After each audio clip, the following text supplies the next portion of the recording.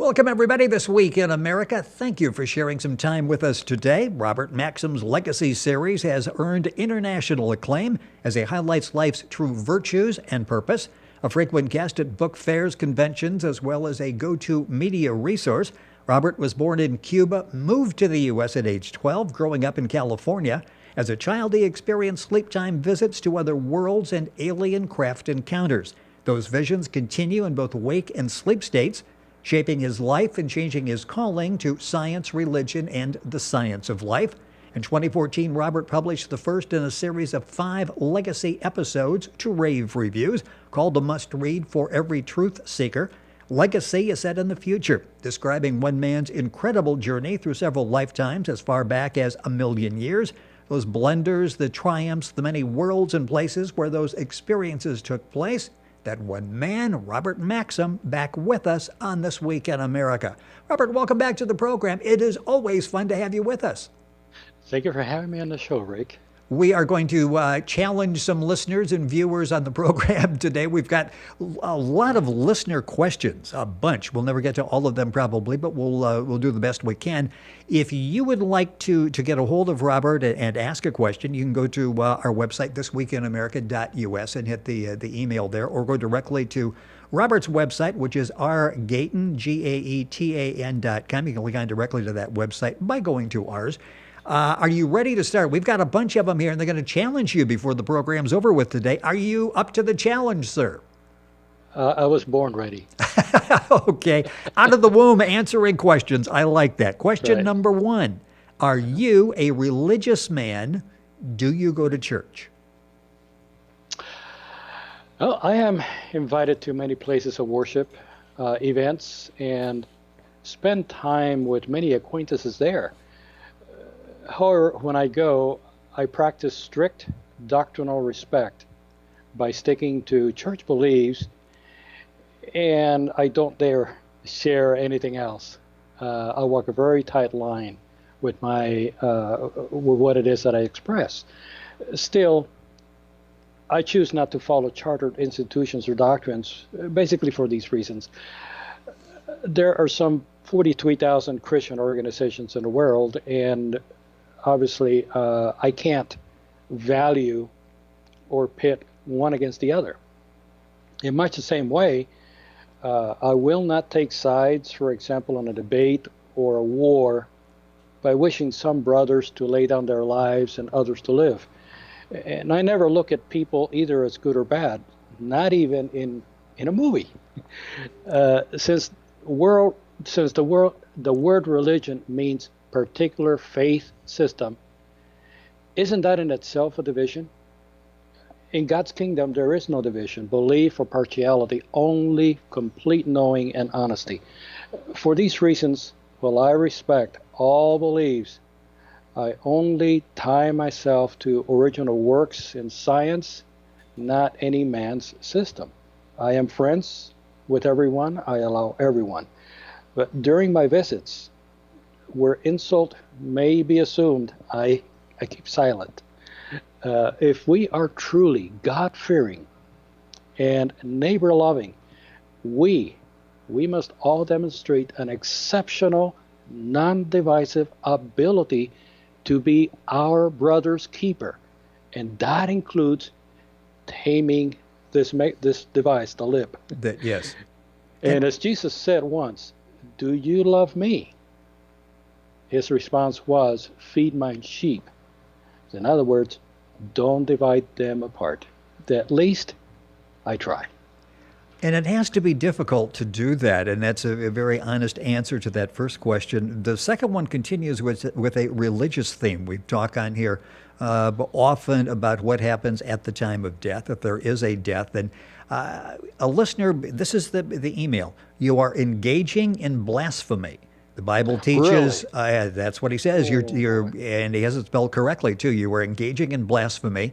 The Bible teaches at death, man's body, which is mortal, decays and returns to dust. His spirit and soul continue on in either heaven or hell.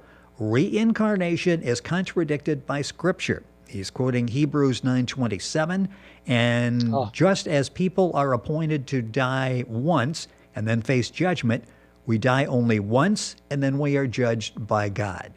So he takes issue with this whole thing of reincarnation, that biblically he feels that that's not what happens. Our soul is sent off to one of two places, I guess three if you count purgatory in there, and that's what happens. It doesn't live on with someone else. See what I mean? Yes. But a little bit of knowledge is so dangerous. And sometimes it makes people think, even though they go to college and they study divinity, they think they know it all. The listener doesn't realize he just offended 4.5 billion people, theologians and researchers that not only believe but confirm reincarnation. 4.5 billion. That's twice the number of Christians in the world. Now, that's not to mention trillions upon trillions of aliens that live by it and have told us so. You can't block the sky with the tip of your pinky or bring about its darkness when others admire the light. Here's the situation, Rick. Millions of people ignore Middle Eastern religious history and know not what they do to others when they oppose reincarnation. First of all, the Middle East was a reincarnation hotbed for thousands of years.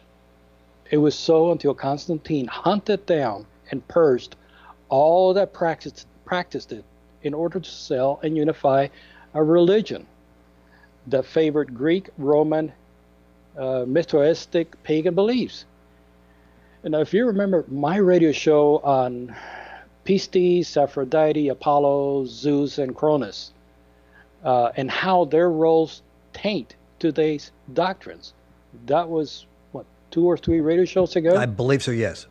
Yeah, well, thousands of incriminating manuscripts and individuals, thousands, in the last 2,000 years were either persecuted or vanquished. Others were burned and tortured to keep them silent. You remember the Inquisition? Yes. Well, it's still going on in more subtle ways by means of threatening statements like the one just made. Now, don't forget, past life roles influence what we support or oppose today. So many individuals that have these contrary beliefs and they follow certain documents, they have no idea they are repeating their past. Now, many manuscripts did survive persecution, and I'll name a few of them. Zohar, Kabbalah, Talmud, especially the Talmud, the Mishnah, Pharisee beliefs, Egyptian writings, even Hebrew, Tav, and Gimel letters are built right into the alphabet. You can't get rid of them. Greek Orphism, Quran, Gnostics, Aryans, Celts, Gauls, Germanic tribes. How about the Essenes? They all taught reincarnation. And by the way, this should come as no surprise that Jesus and John the Baptist were Essenes. Now, so you have the Old Testament, you have Jesus, you have church fathers like Clement, who, by the way, was first generation from disciple Mark. And how about Origen, who was second generation from Apostle Mark? And many others that confirm reincarnation. So the whole tree from the disciples all the way up to Origen, and even further, confirm reincarnation, and also confirm which books were authentic. This is referenced in neutral theological studies. So, end of discussion. If the listener mentions his belief to streams of modern Judaism, he's going to be scorned out of his mind. How can you actually argue with the original language and writers of the Bible? Did Jesus disqualify the Old Testament by saying, when he said that it spoke of him? No. Is the New Testament legitimately represented and translated? No. Now let's talk about the book of Hebrews. Who wrote it? Everybody thinks that Paul wrote it, but no. It was apocryphal until the writers of the King James Version said, oh, Paul wrote it. So now everybody thinks that Paul did. But if you read the writings of the forefather Eusebius, he clearly says, Paul did not write it. So are you now seeing the conflict here between what somebody said early on and what somebody says now? How can anybody lend lips ignoring these facts? So that's why I say always, always check out the Carfax. Yes, yes. You know, And you obviously have done that. I mean, you have done extensive research into this. Did your opinion change because of the extensive nature of the research that you did? I have to admit, I was studying theology, and I have that background. So from the beginning, I have always tried to dig up the Carfax. I never try to take anything on face value or relegate scrutiny to any man's opinion or words without first doing a background check. Now, something else, Rick, it's definitely not okay in God's book. It's not okay to steamroll, to scare, to accuse, or insult others into submission in order to earn people for God. That's not what God wants. Truth needs no threat to be correct or force in order to earn your brownie points. Truth stands on its own, but corrupts the moment that you interfere. Now, to add insult to injury, for some, no evidence is ever good enough. How many people do I talk to? Remember the last show I was saying, I offer them evidence and they're holding onto this book. And what they say is, well, the evidence is the devil. Yes. I don't need it for salvation. Come on. You got to be kidding me. There goes God's original word. It's right here, down the drain, forfeited to a multi-level stifling machine, working for thousands of years to rid implicating evidence into oblivion. His true word is very simple, and it fits into everyone's capacity budget, and it should not be ignored. And it starts with, number one, respect. Number two, honesty. And number three, very important, a true understanding of just what love is. And as the golden rule says, you have to love yourself as if others. And if you cannot love yourself, how can you love others? And if you don't love others, how can you love God? It all starts with you. You have to respect yourself. You have to be honest with yourself. And you have to love yourself. And when you practice it with yourself, then you can export it to others. You can't just go out and say, well, it says right here, having no clue what the history of the religion is. You have no clue what the history of the books are. You have no clue whether the translation is correct, who changed what, who said what, who decided what. They have no idea.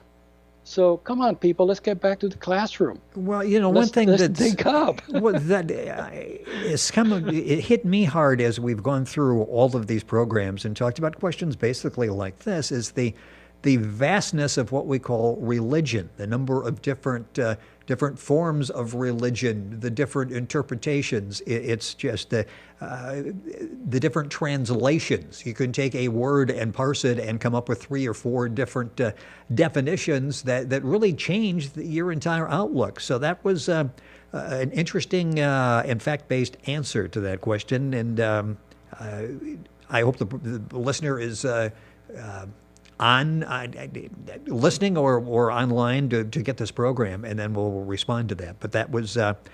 Are you okay now? I took a lot of energy out of you, I think, on that question. We're going to continue. This is something with reincarnation, but it's interesting because we talk about reincarnation and we talk about past lives. Are they the same? Yes, they are. Reincarnation is the continuation of consciousness from a past life onto the next life. The next time you come back, say in 100 years or so, you would have reincarnated at that time. And the life that you have now will be in the past to you. So that's kind of the relationship between reincarnation coming back and a past life being a life that you led. So, yes, there is a relationship between the two. Okay, that's very good and very simple to answer that one. And we'll move on. We get so many questions, and we will again when the program is over. And we'd love to have yours in the waiting list. You can get a hold of us by going to thisweekinamerica.us comment section there, or get a hold of Robert at his website, rgaetan, GAETAN.com. Another website that's got a great deal of information that Robert is part of as well is UnariusUnited.com. By going to our website, you can link on directly. Robert Maxxim, our guest in the program. Legacy Series is the basis for what we talked about and how these programs started several years ago. Another question here. How did you become aware that you are a visionary of past lives? And I assume that when did you realize this is not just an idle, random dream? This really is something of substance that I just went through. Well, it wasn't until I was 18, and it hit me all of a sudden. So I went from I don't want to say not believing in, but not knowing such thing existed as reincarnation into all of a sudden, boom, I see one. And at that point, I am very alarmed. And over the coming days in relating myself with other individuals, because I started my search, I realized, everyone is aware, but don't know it because either they don't know it exists, or they don't have evidence, or they don't have anyone to relate to it. And this is not something that it's a fake mental thing that you're getting into this groupthink type deal or imagination. I tell you, I didn't know. And my higher self basically said, okay, now you will know. Bam, there it is. And what I saw was so vivid.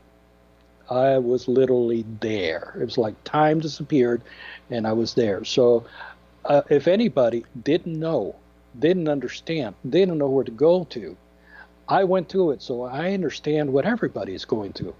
The moment you realize that you are the product of past events in present and prior lives, and as lessons learned, then you start to understand your thoughts and past actions. Every thought is influenced by the past. Every thought, even past actions in this life. So all of that has to be sorted out. If we watch our thoughts and learn their meaning and source, we envision the past. Now, for those that are still in that transition where they think that there is some sort of contradiction between belief and reincarnation, just look at it this way. It's a very small section of existing writings that don't say it outright that it doesn't exist. They just phrase it in such a way that makes you imagine it does not. And I can say that 90 to 95% of the Bible says it does. And it's how you translate it and how you reword it that makes you feel like contradicting. Paul, Rick, you've been in the news industry for the longest time, and you know that you don't have to say what you mean. You can say specific phrases and words without saying what you mean and cause a reaction in other people to then believe what you meant that didn't want to say. Yeah, exactly, yes. This is very common. And a lot of the translations are doing that. And don't forget, for 2,000 years, this has been snuffed out. And hopefully what I said a few minutes ago will lead you to realize just what the problem is.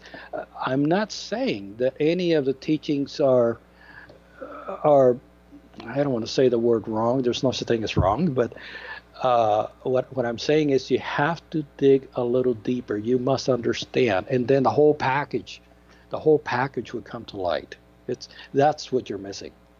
I'm looking at this question again. I changed the tense on that. It says, I'm thinking it was, how did you become aware? I think the question was, how do you become aware? Someone possibly going through this. And I think you answered that in what you went through back when you were 18.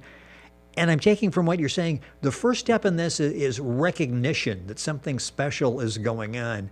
When someone realizes that, where do they turn? Is Unarius United a good place, a community to get started so they can sort of enhance and develop this experience? Right. It's not about groupthink or group imaginatum.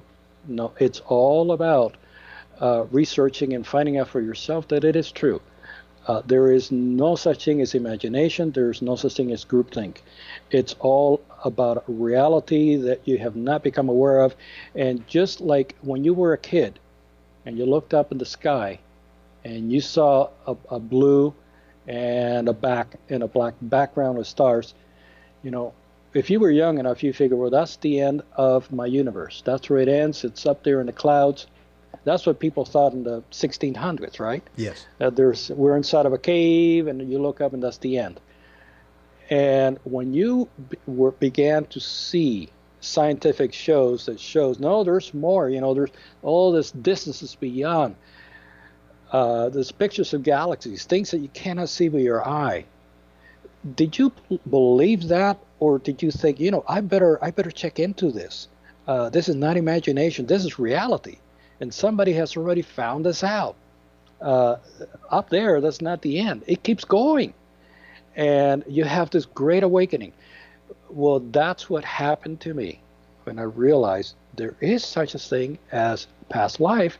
And all of these things I've seen for the past 18 years since I was a baby, you know, it was not a dream. It was not an imagination. How can a baby imagine having lived before? Seeing pictures of being in New York City, and I can tell you what the streets were. It was in Cuba, we used to call it 10 cents. That's what we call the store, but in the U.S. it was called Woolworth. Okay, so you remember that? Sure. You remember the Woolworth stores? Yep. Well, I saw one, and I could tell you exactly where it was. It was a 1936 Chevy coming down the street. There was no stoplights. And I've actually found a place.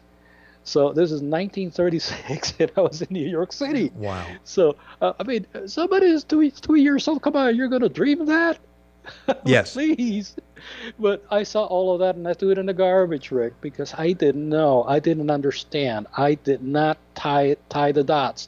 So when it was explained to me, and when I saw firsthand evidence, I finally dropped the curtain. And I said, oh, okay, now look at these hundreds, thousands of visions I've had over and dreams I've had over my youth. That's what it was. So at that point, it started to make sense for you. In a snap, it all came together. And it basically is a process of self-realization. It's not somebody talking you into something they want you to believe. You needed to believe this yourself before you could accept it. That's right, and that's why I say, if it said so or if he said so, doesn't work for me. I have to have evidence. Interesting. Robert Gayton, our guest on the program. That's the website, rgayton, GAETAN.com. Robert Maxxim is the actual guest on the program. The book is the Legacy series. Getting too caught up in what we're talking about here. How do you really know you had past lives? Are you relying solely on dreams? Well, I think I touched base a little bit on that a couple of seconds ago. Again, I wasn't aware clear for years until I saw it, and I disciplined my feelings, which were voices from the past. See, I don't do or say things because I feel like it, or because I'm free to do so as I please. No. The past influences consciousness, and consciousness is your switchboard, the decision maker. And we humans down here, for the most part, just listen and do whatever the lower self, the past, tells us to do. So think of yourself as a puppet. In the lower self, the guy pulling the strings is up here, you know, moving your legs, moving your arms, whatever. Once you know that, you start to pull back and realize that, no, it's not you who really wants to do things as it pleases. It's someone else. It's your past whispering in your ear, do it. Do it. So who's the boss? You or it? And that's the continuing role of past lives. Another question, and I think we've touched on this as well. How do you know who you were in the past? And I'm assuming you know because of the visions that you have, the dreams that you have. Is that correct? That is correct. But clarity is important because clarity helps you sort things out better. If you don't understand your emotions, you cannot gain clarity, and obtaining that clarity is a discipline. So you cannot launch yourself to figure out, well, I had this dream, and I dreamed that I was in a castle, and I was wearing sneakers and a beanie hat in a 1400 in a 1400 castle with a cell phone. Come on. That's what I mean about some dreams that get mixed up with present events because your mind is not trained, your mind is not disciplined. So you have to start that discipline to write it down, and as the day goes along you have to listen to your thoughts and work them out, find out what they are. Wait a minute. I wanted to get mad at this individual. Why? Well, he said this. Well, why did that make me upset? Why does this subject make me upset? Am I afraid for my life? Why am I afraid for my life? What was it about? What keyword? Oh, sword. He said sword. Sword make me afraid of. Why? Was I killed by a sword? Did I kill somebody with a sword? That's where you start analyzing, objectifying. You have to start objectifying. First, know your feelings. And then as you objectify, these thoughts just begin to come in and come in and come in and come in and come in. Before you know it, you have a ton of details. You're not after finding out what your past was. You're finding out what the message of the past, or shall we say the language of the past is, and write it down. Once you sort this out and you've gone through this process, which to me, honestly, Rick, it took me years. I was really messed up. And I finally got to the point where I could start writing legacy. And because it was a lot more clear, and what I was seeing was very direct. No cell phones in Atlantis, no sneakers in Lemuria. Yes. I was not driving a 1989 Ford Galaxy down on Atlantean Avenue anymore. I mean, it was very clear. There was no other impacts. And that's I'm mentioning it in that way so people get a little better idea of what happens with a lot of our dreams and how we cloud them. Yes, and I think what you're saying is what you don't accept, and people should not accept something at face value. There's some intellectualization that goes into this process, and it may not happen overnight. I mean, you're saying that it took you years to really sort out something that happened even 20 years ago in your life. Right. That is correct. Robert Maxxim, our guest on the program. The website is thisweekinamerica.us. You can submit a question for Robert there, or his website, rgaetan, GAETAN.com. Let's go back to the person with the strings now and the impact past lives have on current lives. The question is, are my phobias based on past lives? I would say both directly and indirectly. Now, you can also assume mental energies from others that you're in contact with or association with and be subject to their hang-ups as well. So, again, you have to objectify. You have to be alert.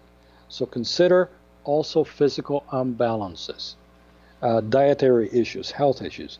But that, too, is the product of the past. You were led to that condition. You were led to eat that food. You were led to go outside in the cold without wearing a beanie. Well, all those things are caused by past association. So you have to get to the why and then the what. Then so everything. Just knowing that past lives may have an impact on current phobias, that's part one. Part two is finding out why that's the case and the implications it has now in the current life. That is correct. And like we said in the last show, past lives matter.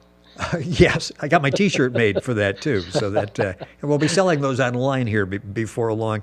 Interesting question once again from a listener. How will you evolve in future lives, do you think? And do you necessarily evolve from one life to another? I added that at the end. It's entirely up to you. Uh, I hope I'm not turning back into some monkey or ape anytime soon. Well, yeah, yeah. But the way that people act sometimes and trust and believe in things, it makes you wonder if we're not going backwards sometimes. My future is set by what I do today. So each minute is precious. Each each moment we reinforce a positive alignment with our higher self. It's like buying life insurance for our next lives. Tune constantly to your higher self and do its bidding. Don't give into emotions, fear, anger, threats. And don't get defensive or try to settle the score with anybody without higher guidance. That's how you evolve. That's what beings throughout the universe do, and that's the norm. We are the ones that choose to be abnormal and reactionary. So you will be a better person in the next life. Working on it. Yeah, I hope yeah. so. It's interesting the transformation that's made and the evolution over the period of time. And speaking of time, it's going by way too quickly as it always does. Let's see if we can get this one in. How many other worlds have you experienced? How many lifetimes? And to me, an interesting question is, do you know when it began for you? I mean, can you go back to where there was a beginning of your soul? Well, that I have seen at least a million years. It's been countless lives, over more than 30 visions of Atlantis and Lemuria combined. As far as other worlds, Orion, Sagittarius, Alpha Centauri recently, Venus, that was the first one. Mars, Saturn, those just a few that come to mind, but there are worlds that I don't even know where they are that I have seen, even outside of this galaxy. And I'm putting those into episode 3 right now, and I will be in the large Magellan Cloud. I'm thinking as we're talking that Legacy really answers a lot of these questions, and you can get information on Legacy at Robert's website, rgaetan, Gaetan.com. Of course, it's available at Amazon and Barnes & Noble, and get information there as well, and look forward to future episodes of that. A few minutes left here. A question, and we really don't have time, I don't think, to do it justice, and I'll tease it for the next program, and then I'll come back for a few minutes. Are aliens able to harm or help us, especially with medical or technological advancements? I don't think we can do that in 3-4 minutes, so we'll hold that off and talk about that next time. But what I find interesting with the questions and the answers to the questions, you're really still evolving, aren't you? You're still learning. It's not like I've got all of the answers. I'm going to sit back and just enjoy life now. I get the impression maybe every day you're finding out something different. Do we ever stop learning in school? Even I can't give away my age. I'm sorry, but in my branch of work, every day I am having to learn something new in order to remain employable. And so it is with people. They have to be in school every moment of their life in order to continue progressing. There is no end. Infinity is just that. If you point your finger at the end of infinity, then it's not infinite anymore, is it? So God is infinite. You will never get to the point where you stop evolving or stop, shall we say, progressing, learning. There is so much to learn about God and infinity. I cannot even begin to fathom the endlessness of it. That's why we're here. We're here to bring down just a little tidbit that we learned on the inner before incarnating, so that we can instruct this basement level of our soul with a little bit of knowledge, and we have to come back and come back and come back and slowly elevate it until we no longer have to be here. That is the purpose of life. And even that basement will continue to evolve in higher dimensions and in other celestial kingdoms. There's no end for it. There's no end to the soul. There's no end to infinity. Learning is love. So if you want to learn more about love, you have to understand learning. And when you understand learning, you understand how you have to allow others to express, to develop, to have whatever opinion they have. Never accuse them. Never zap them with criticism or accusations. Let them be. Let them express. Do unto others how you would like done unto you, because they are students just as much as you are. And that's why I said, first, learn to love yourself, to allow yourself to understand and to learn. Then you will understand how love and how learning applies to everyone else. If God allows people to develop and have the level of understanding that they have without ending their life, what right have you to interfere with them and cause the end of their life, or even interfere or tell them that they're wrong? If God doesn't do it, what right have we? That's how we learn. That's how we progress. And once we understand that, we're just beginning to cross the edge over to the point where we're now understanding God, and we're beginning to really, shall we say, obey Him or flow with Him and become part of infinity. We cannot be a partner of God if we accuse, maim, or force anyone. That is not godly. So let's take that home and let's put it to practice. That is the number one rule of discipline. And if anybody wants to get into reincarnation and find out, guess what? That is lesson number one. That is Reincarnation 101 right there. Do not interfere. Do not hate. Do not force.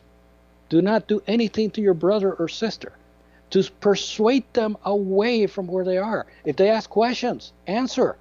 But be very careful. Never, ever interfere with them. And on that question that we're going to leave for next time, whether they're able to harm or help, Yes. They should not.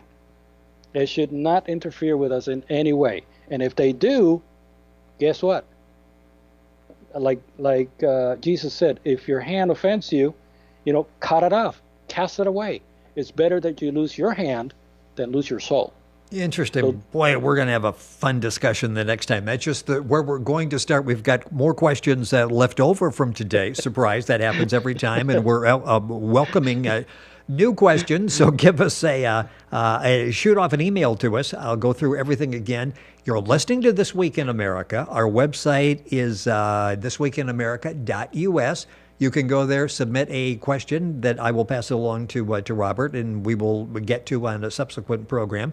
You can go to Robert's own website, which is rgaetan.com, and you can send an email to Robert directly by going that way. A lot of the information we talk about is available on the website unariusunited.com. That's UNARIUS, unariusunited.com. We're talking about the Legacy series by our guest on the program, Robert Maxxim, Maxxim. That's available at Robert's website, also Amazon, Barnes & Noble, and you can, again, link onto that by going to our website, thisweekinamerica.us. We closed, we were talking about love and respect. That's where we started the program as we got into the religious discussion. Robert, intense, provoking as always. I really enjoy having you on the program. We cover a lot of ground, learn a lot. We're going to go through and sort of go back and reassess what we talked about in today's program, and we'll do it again here in a few weeks. Thank you for being with us on the program. My pleasure, and thanks to the listeners to be so candid, open, and free to consider something that may be entirely new to them. But please do not fight it off, and don't believe me. Go find it for yourself. It's out there if you want it. And if you have any questions, submit them to us, and we will get to them on the program. You're listening to This Week in America, the place to go to submit your questions. You can go to Robert's website, as I mentioned, to our website, thisweekinamerica.us. We're back on today's program after we take a break for these important messages. Stay tuned. We're coming right back.